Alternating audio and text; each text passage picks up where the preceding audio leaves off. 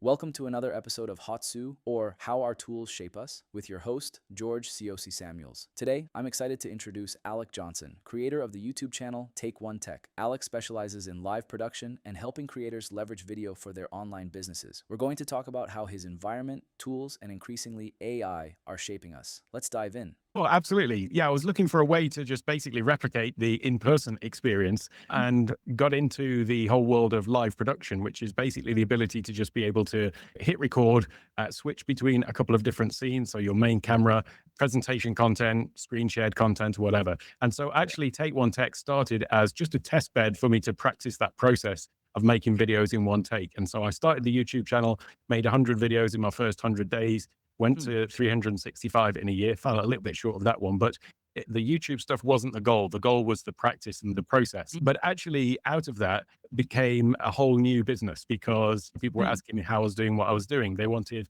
more in-depth tutorials and courses on the stuff that I was covering on the channel. So I use, for example, the software that I use is Ecamm Live for the Mac, and I use that in conjunction with Stream Deck. So I made lots of videos about Stream Deck and Ecamm.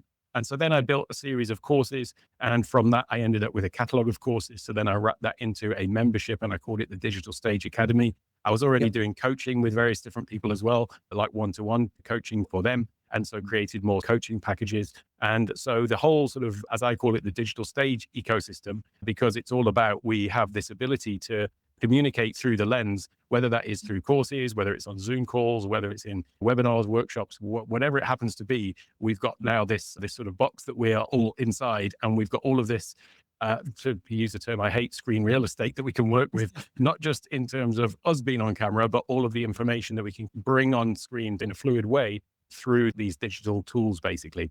And so that's essentially what I teach, is how to leverage video in an online based business, or taking an online component to an existing business and so on. And so that's really the focus of what I help people with and where it came from. Love it, love it. And when did you start the 100-day challenge? That was about 5 years ago now. Yeah, it was for the first year on YouTube, I was doing something completely separate. And then after a year, I figured maybe I could actually make more of a thing of this because I really enjoyed it. It was actually the thing that I was always looking forward to doing, was all of the tech stuff rather than actually the thing that I was supposed to be working on. And so I did that little switch and then, grew it out from there, launched the Academy 3 years ago, and then I've iterated that. And now I do that, but then also live events and cohort programs. I've got the Digital Stage Summit, which is coming up in 3 weeks. And that's a 3-day event, 30 speakers over 3 days. And I just run it all from my little studio here in the north of Thailand. A few Stream Deck buttons, switching back and forth between different speakers and so on. And it's all the same tools that I've used in my little YouTube videos to do tutorials showing how to demonstrate something on my screen. The exact same muscle memory that you build in that, I can use to bring in speakers from around the world and broadcast that out to thousands of people at the event. It's all the same tools, just different ways of using it to deliver value, basically. Love that. I'm always fascinated by how things emerge versus what is planned. So maybe take us through that particular journey, right? Because it seemed like, this was a side project and the entire business emerged out of that. Yeah. Because a lot of folks that I've interacted with over the many years too, people still think they need to have a formal business plan and all this other stuff set up. But what was your journey like in that particular sense from the first 100 days, right, to now? Yeah, so I wanted to, the reason for the 100 videos in 100 days, by the way, was just to get those reps in. And before you can make any sort of measurable decision or measured decision about even thumbnail design or popularity of certain content over the other, you need to have a certain amount of data to base that on. And so a number of people have said this: get the first 100 videos out of the way, and then you can start looking to tweak and refine and whatever. So I just thought, let me just condense that all down into 100 days and just do 100 videos, video every day almost. And the way that I was doing that was, I wake up at 3 a.m. anyway. My kind of focus time in the morning is from 3 till 6 before the kids wake up, basically. So I set aside like 4 till 6 a.m. was my YouTube time. And that involved recording a 30 or 40-minute tutorial video, creating the thumbnail, uploading it, and doing all of the YouTube management stuff before my day job, or my day project at least, kicked in. So I really didn't give myself a lot of time every day to do it, but that was the reason for that. But I still wanted it to be something that was cost neutral. I didn't want to be putting money into it. And so I was always looking for ways that I could monetize outside of the YouTube monetization, which is a very long and slow process in any case to get anything meaningful from that. And so I was doing things like with Stream Deck, for example, I created some icon packs and made those available for sale. Then I was offering just consultation services. People could go to my Buy Me a Coffee page and then either make a little donation towards the YouTube video or book a call with me. And I was surprised by how quickly, about sub 100 subscribers, people were starting to book calls. And then that became a thing that by the time I'd reached monetization on YouTube, 1,000 subscribers, that took me about 6.5 months, but I would already been generating revenue off the platform from that. And then because I was making so many videos all about Ecamm Live, the thing about that is it moves quite quickly as a platform. So the videos were rapidly out of date. So then I was thinking, I need a way to give people this sort of structured path rather than piecing things together from random videos here and there. So I created the Ecamm Live Masterclass, which was at that time a paid course. And that was my first course. And then people were asking me for other courses. So it was like well, what do you want next from me? And the people were giving me those things. And then, it did happen completely organically. And that funny thing you say there about people thinking they need a full plan. I do this program called Built from the Inside Out, which is all about growing an online business and launching digital products. And I think that this is something that is a huge barrier for people. They think that if they're going to make this kind of content online in particular, that they need to have the ultimate masterclass of everything about their topic. Whereas what I talk about is coming back to you've heard about the minimum viable product. Think about the minimum viable transformation. So what we're trying to do with online education is basically offer some sort of transformation. Who is our ideal audience? Where are they before? Where are they after? And how do they get from A to B? But actually, there are usually lots of micro transformations that need to take place within that. And so rather than thinking you've got to have the ultimate transformational course, it could be just as simple as there's this one particular thing that could be solved with a 5-video series or whatever it is, and start with that. Because once you start getting something out and start shipping, then you can start iterating a lot faster and start moving on to the next thing. Yeah, you don't need to have the full plan in place to begin with. Yeah. Oh gosh. I think that's just a point that needs reiterating for everybody, right? So if you were to choose your top favorite tools on a day-to-day basis, right? So say, let's call this your core stack. What tools would you choose and why? At this point in time, because I know they also change, right? Yeah, it's absolutely Ecamm Live. I wouldn't be doing what I'm doing right now without that. Now, that is a Mac software and it's paid software. There is something similar for the PC, something similar for PC and Mac called OBS, Open Broadcast Software. But what that allows you to do is set up various different scenes that you can then switch between. And that brings me on to the second favorite tool, which is the Stream Deck. And actually, from the content creation point of view, those two things are just the perfect match, because with the touch of a button, I can switch to a completely different scene with different information on the screen. I can bring in my presentations. I can bring in screen shares. I can bring in other guests from Zoom, for example, pull them up onto the screen. So everything I'm talking about in terms of this whole digital stage, the presentation aspect of that is Ecamm and Stream Deck. Now, Stream Deck is basically, for those that don't know, it's effectively a USB keyboard. That's all it really is, except that all of the keys are programmable and all of the keys have little screens on them. So you can change what's displayed on the little buttons. That looks, I know this is an audio podcast. But oh, damn, son. Yeah. Good. Oh, I want to have to get the tips from you. Look at that. No. So it's basically just got all of these buttons, but that allows me to do this thing of switching scene from one scene to another and switching back. Or if I want to do a screen share, I can share a portion of my desktop and so on. Wow. And the thing about that, though, is it becomes this muscle memory that you just instinctively know, just like when you're in the car and you just turn the turn signal, you don't have to think about it. I'm going to be turning, I just instinctively flick it on. It's exactly the same thing with the Stream Deck, that you have these buttons underneath your fingers and you just basically are pressing to switch to the information that you want to display on the screen. So it becomes this real sort of fluid thing that you are just talking and bringing on the information as and when you want to see it. Just as if you were sitting in a coffee shop with somebody, having a conversation and you got a magazine or some documents or whatever on the desk, you wouldn't necessarily need to think about it. You would just reach down, pull it up, and then point to whatever it is you want to show them. And I always use the analogy as well of it, like in a Zoom call. If you've ever been on a Zoom call where someone's tried to share their screen, there's always this kind of like little dance that everyone goes through, which is, I'm sharing my screen. Have I got permission? I'm clicking, not that desktop, it's this one. I've shared the right. And there's like this sequence that it seems to be really disruptive actually to the flow of the messaging and what you're trying to communicate. Whereas if you can be talking about maybe something you got on your desk and you just want to flick to it and point out something and then flick back again with the touch of a button, it just gives this immense sort of fluidity to everything and doesn't interrupt the message that you're trying to get across. So it allows you, I think, to be a lot more impactful. So Ecamm and Stream Deck, even though I've got quite a lot of excessive fancy gear in my studio, actually it's pretty much all adding limited extra value on top of just Ecamm and a Stream Deck and a computer. So those are the two really powerful like tech tools that I use. Oh, love it. It also makes me think about like how much do you spend much time editing after you've recorded something, or is it because of that setup? I have not edited I've not edited a video. So, yeah, yeah. You just see that now. hit the record button, and then you're just switching back and forth, and then you hit the end button. I want to say I've never edited a video. Occasionally, I've recorded a 40-minute video, and I like blatantly misspoke like partway through, or I'm making a video about a sponsored product, and I've made an error, and so I'll go through and just slice it out. But 99.9% of videos I make are hit record, do the thing live with all the switching, hit the end button, and then that's it. And so all of my YouTube videos for the past 5 years, there is no editing whatsoever. That's why it's called Take One Tech. I will say it's not necessarily always, actually, it should be called One Take Tech rather than Take One, because occasionally I miss up that beginning that we all have to do at the beginning of our YouTube videos, the little hook. So sometimes I'll say, oh, that doesn't sound right, and I'll do it again. But I'm only ever retaking usually the first 10 seconds and just starting again to get the little hook right. But once I get into it, I'm just speaking like I'm speaking to a friend or a colleague or whatever through the lens. I love it. I'm going to have to take some tips from you because I also do enjoy just doing one takes and putting it out.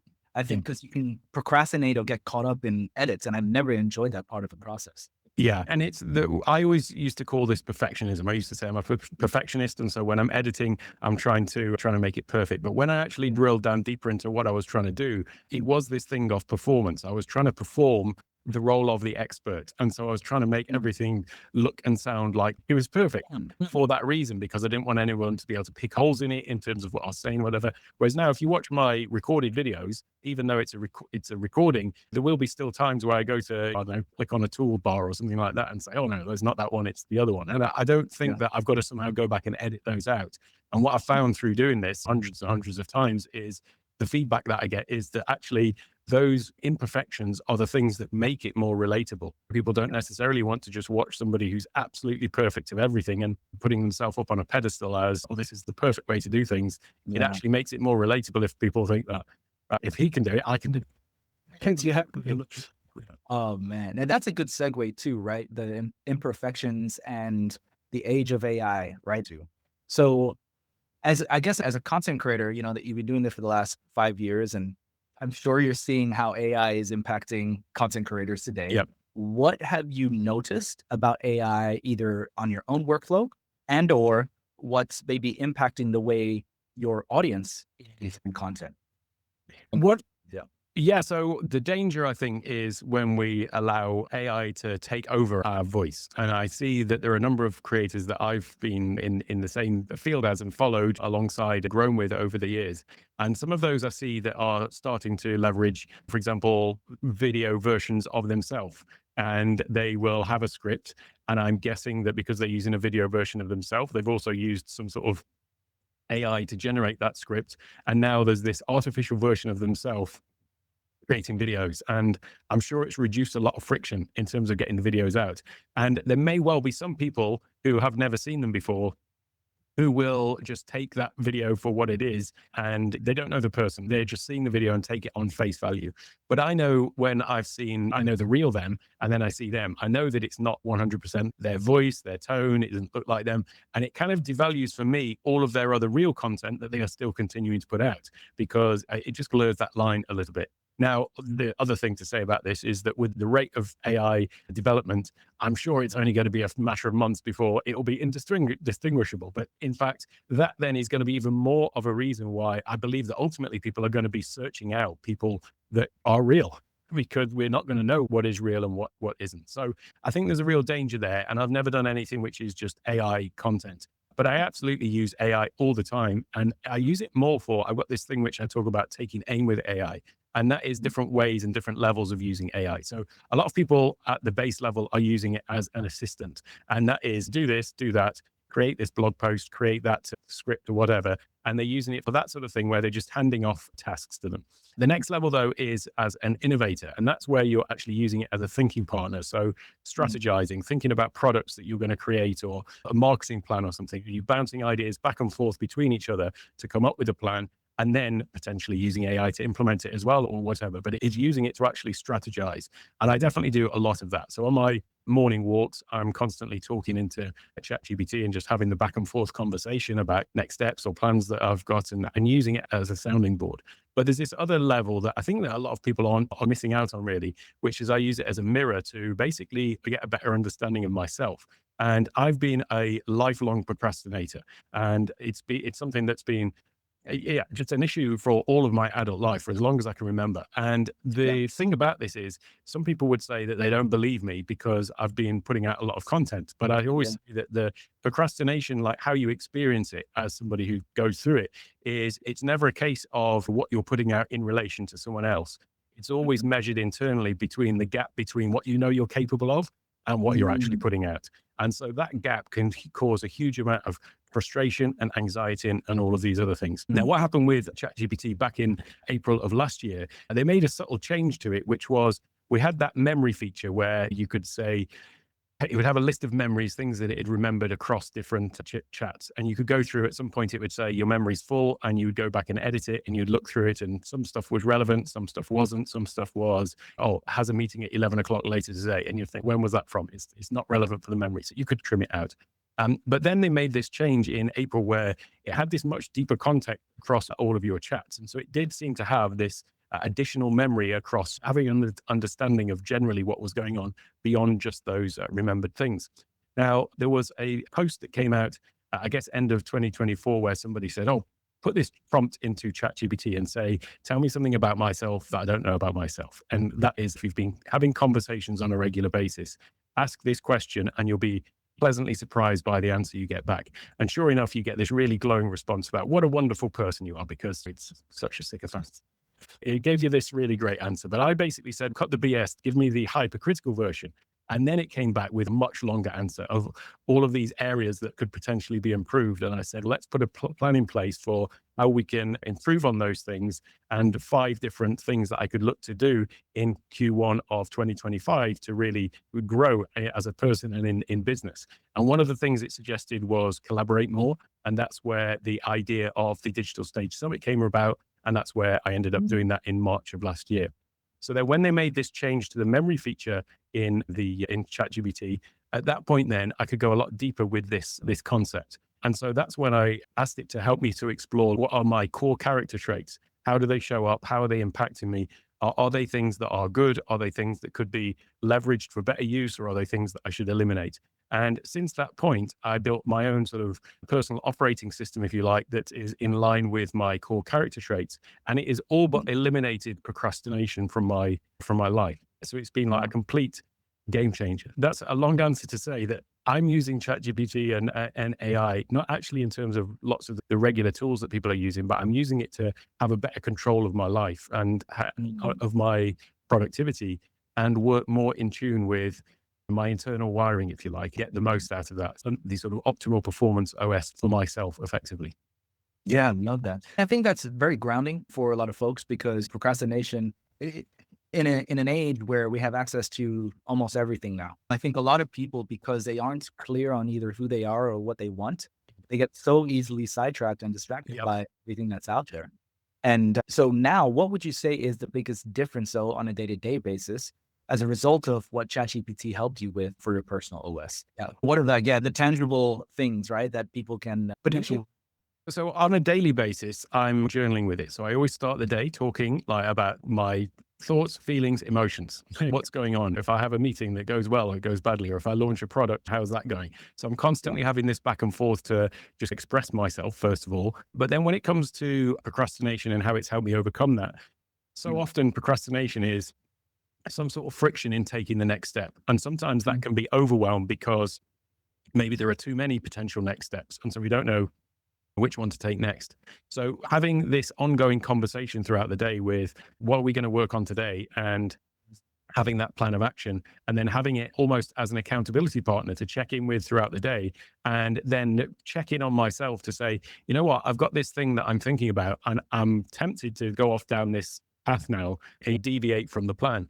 And sometimes the answer is actually that's the right thing to do. You shouldn't beat yourself up feeling like you're procrastinating because you're doing something other than what you have said you were going to do, because actually this thing might be really powerful and impactful. But other times it's keeping me in check, saying, no, get back to work. Basically.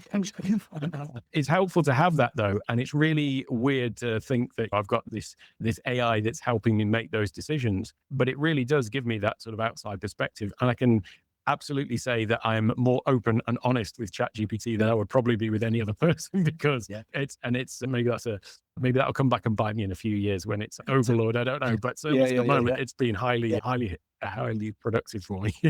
Love it.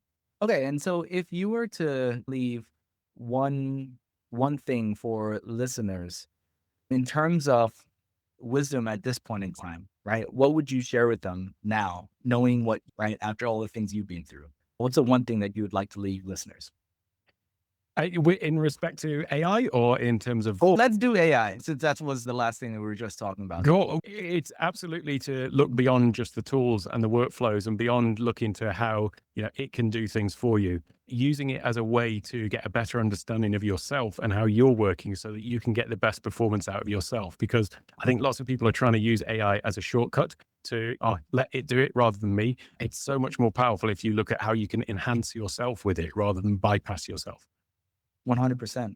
And I think also that's clearly for you, right? Like just even hearing about how you organically develop things, right? And you're responding to what's happening in the environment. And that's why I think for you, even AI has been, you treated it in a similar manner. Whereas others, they're trying to use it, as you said, as a shortcut to do less of the things maybe that they're not happy about. And right. And so also for your summit, so you did the summit last year.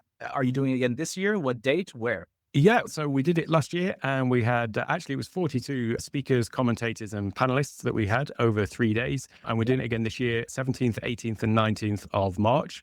And it's called the Digital Stage Summit, digitalstagesummit.com. And it's all about basically growing your online presence with video first as the focus. So day one's focused on the sort of tools that we can use, and it will focus on AI content creation as well as leveraging AI in the content creation, but also just the technical aspects of studios and lighting and things like that. Day two is all about your on-screen presence, so ways to connect and communicate through the screen. And then day three is all about online growth. So obviously all of this being a tool for business, we're looking at different ways to grow your content in your business online. So that's digitalstagesummit.com. Okay. And location, where is it being? Oh, sorry. It's all virtual. It's all online, and it'll be 8 a.m. till 6 p.m. Eastern time in the US. So for me in Thailand, it's going to be through the night, but I do everyone. Yeah. Love that. Okay. And one last thing, is there anything that you would like to share that we didn't cover in this session that might be relevant to you at this point in time? It's actually coming back to the whole thing of creating content and creating a business online about sharing value. And I think that lots of people, it's almost a crime, like how much knowledge and information people have that they just keep with them and they just never get around to putting their product out there, their information out there. And so if you've got some knowledge or wisdom to share, there will be somebody out there that wants to hear it from you. It's easy to think the market's saturated. I started a tech YouTube channel. It's not like I was the first to do that. So, but there are people who will resonate with your way of saying things. And I highly recommend doing that. It's a great way to connect with people. And it's so immensely rewarding every day getting feedback from people who have said that this has really helped them. I just love doing what I do. And I recommend everybody. Everyone's got a chance in them. Love that. Thank you so much for your time, Alec. I really appreciate it. I will put all the links and the things that you shared in the show notes. And who knows, I might be able to catch up with you in Thailand as well. Excellent. So, we're not too far away. Not too far away at all. Exactly.